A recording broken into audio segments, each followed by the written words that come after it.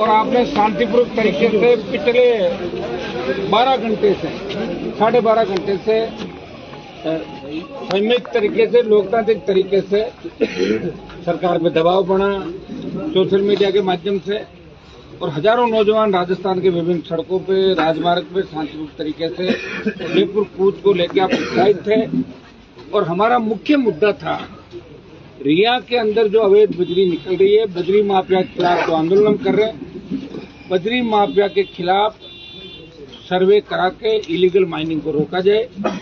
दूसरा, एसडीएम के खिलाफ कठोर कार्रवाई, माइनिंग अधिकारियों के खिलाफ कार्रवाई। और 12-15 जो बिंदु थे हमारे, चाहे मेड़ता रिया के गांवों का मामला हो जो छूट गए थे गाँव आपदा चंद, और फसल बीमा का चाहे मामला था, तो दूसरे हमारे मामले थे रेलवे ट्रैक जो रेलवे लाइन है रास मेड़ता और पुष्कर मेड़ता, इसमें विशेष मुआवजा विशेष पैकेज मिले। इन सब मुद्दों को लेके उस समय कहीं कम्युनिकेशन गैप रहा और बीच में बात नहीं हो पाई और हम कहने के निकले। उसके बाद कलेक्टर साहब का टेलीफोन आया कि भाई एक बार हमारे जिले की सीमा के अंदर बात करेंगे। और बात वाजिब भी है कि अपन अजमेर जयपुर जाके बात करते तो वही बात थी। तो आप सब ने पिछले 8 बजे में आ गए थे और 9 घंटे तक मजबूती से आप लोग यहाँ डटे रहे, खड़े रहे। मुझे पता है कि आधे से ज्यादा बच्चों ने खाना भी नहीं खाया होगा क्योंकि आसपास होटलें थी, वहाँ तो खाना खत्म हो गया। बड़ी तादाद के अंदर आप लोग थे। मैं आपको विश्वास दिलाता हूँ कि आज भी 5 बजी है 6 और परसों बजी थी 5। परसों ठंड ज्यादा थी, आज ईश्वर ने हमारी सुनी, आज ठंड नहीं। तो आराम से अपना टाइम निकल गया। मैं कलेक्टर साहब को भी धन्यवाद दूंगा, एसपी साहब को धन्यवाद दूंगा, तमाम अधिकारियों को कि ये आपके बीच आए और जो हमारी मांगे हैं, सरकार से भी बात होगी उच्च स्तर पर, हमारी सारी मांगे सरकार ने मान ली है। और कलेक्टर साहब और एसपी साहब जो पुलिस से संबंधित है तो एसपी साहब उनका करेंगे और जो बाकी संबंधित है वो आज लेटर भी जारी कर दिए, कुछ लेटर कल लिख देंगे।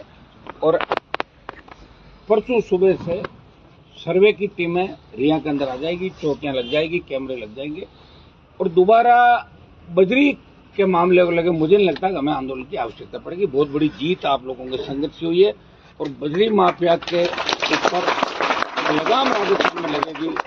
मुझे याद है 18-23 के अंदर भी 12 आंदोलन बजरी माफिया के खिलाफ हमने किए और हमारी एफआईआर भी ईडी सीबीआई राजस्थान के अंदर आई थी, भीलवाड़ा की एफआईआर। निश्चित रूप से यहाँ जो नागौर से आपने हुंकार भरी, दिल्ली तक इसकी आवाज जाएगी और आप सब लोग इसी तरह संगठित रहें। अन्याय जहां भी होगा हम आगे भी लड़ते रहेंगे। बहुत बहुत आप सबको धन्यवाद। अब एक बार दिलीप जी आपको कुछ डिमांड बता रहे, कलेक्टर साहब बता रहे, जो मांगे थी वो तो बता दी हमने आपको, सेम ही आप थोड़ा सा बता दें। आज जो वार्ता हुई हमारी सकारात्मक रही और डिटेल में एक बिंदु पे बात हुई है और लिखित के अंदर भी है, जिसकी एक कॉपी सांसद महोदय को दी है, एक हमारे पास में भी है। नियमानुसार कार्रवाई करने के लिए और जो अवगत कराया है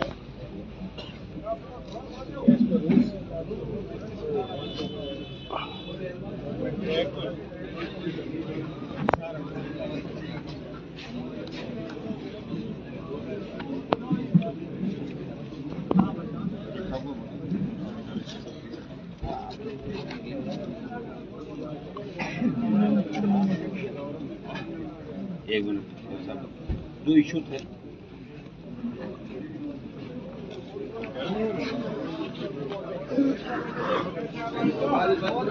क्या अरे तो माइक कोनी तो यही अब 5 बजे इतने सुने थी भाई साहब जितनी आवाज है को नहीं सुनो, मैंने बोल दिया ना। जो मुद्दे थे, एसडीएम के खिलाफ कार्रवाई, एएमई के खिलाफ कार्रवाई, माइंस माफिया के खिलाफ कार्रवाई, मुआवजे, रेलवे लाइन के मुआवजे, तमाम जो हमारे थे कलेक्टर साहब की तरफ जो अपन चाहते थे, स्टेट गवर्नमेंट की तरफ जाते थे, आगामी 2-3 दिन के अंदर सारे रिजल्ट 100% आपके सामने हो जाएंगे। देखो आज का दिन तो गया था, लेटर वेटर लिखने में आज पूरा दिन निकल जाएगा, ठीक है ना। तो आपकी मैं मान लूं कि 90% जीत होगी, 100% ये मांग 90% लिखित में हमने ले लिया सारा। 100% जब हो जाएगी, जब 100% हो जाएगी, आज 90 हो गई है, ठीक है ना। उदास क्यों, अब क्या हो गया बताओ।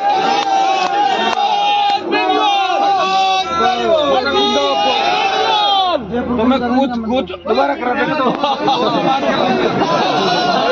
अजी कूच करा देंगे तो अभी तो आदेश से सुने मेरी बात। आप रुको एक बार, अब एक मिनट आप संबोधित कर दो। एक मिनट ऐसा बता रहे जो वार्ता हुई है जिसमें प्रतिनिधि मंडल और प्रशासनिक अधिकारी, पुलिस अधिकारी सभी उपस्थित रहे। मुख्य रूप से अवैध खनन संबंधी जो मामला था, जिला पुलिस की तरफ से मैं सभी को आश्वस्त करना चाहूंगा कि अवैध खनन के प्रति जीरो टॉलरेंस की नीति है और इसी नीति के तहत आगे आने वाले समय में कार्य किया जाएगा। धन्यवाद। अब सब लोग है ना, सारा लिखित में हमने क्या हो गया।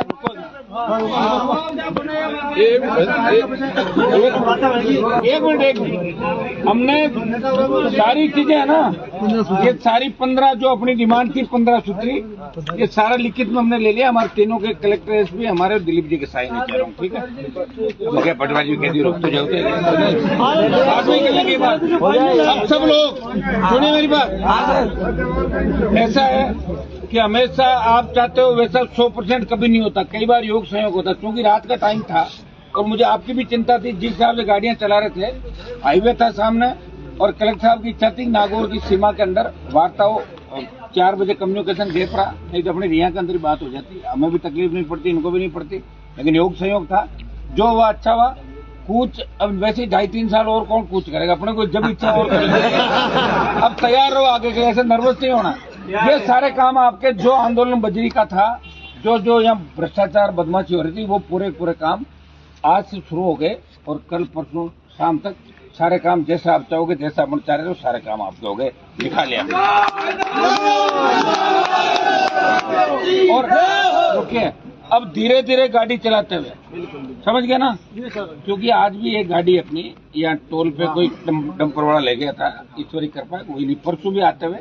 तो तेजाजी महाराज की कृपा तो है ही, लेकिन थोड़ा अपने को भी ध्यान रखना पड़ेगा। तो धीरे धीरे घर जाना है और तैयार रहना, कभी भी कूच या 12 घंटे 24 घंटे पहले जैसे भी अल्टीमेटम दे। अब आपको मैं धन्यवाद इस बात का दूंगा कि रिया के अंदर 36 घंटे में आपने 2 बार बड़ी रैली करी इस ठंड के अंदर खुद के साधनों से। मेरे हिसाब से कोई भी नेता नहीं कर पाता है। या एक दिन गए, 2 दिन गए, तीसरे दिन उठते लोग। और आज भी कितनी तादाद में, और बगरू दूध से लेके भाखरोटा तक उतनी तादाद में सब गाड़ियां खड़ी। इसलिए आज सब लोग जो सुन रहे हैं मुझे राजस्थान के, उसका मैं धन्यवाद दूंगा कि उन्होंने सोशल मीडिया मुझे ताकत दी, मेरे लिए गांव से उठ के जयपुर की ओर कूच किया। उन सबको मैं हाथ जोड़ कहना चाहता हूँ, एक बार अपने घनत्व पे गांव लौटे, अपने घर लौटे और दोबारा हम फिर मुलाकात करेंगे। आगामी आंदोलन जब भी अपना होगा, सरकार में जहां भी अन्याय होगा वहां अपन चलेंगे और जवान किसान के हितों पे कभी भी कुठाराघात नहीं होने देंगे। सब लोग आराम से पधारें, जयकारे लगा दें। तेजाजी महाराज की जय, कामसा पीर की जय, बजरंग बली की जय। अब सारे लोग जाएंगे।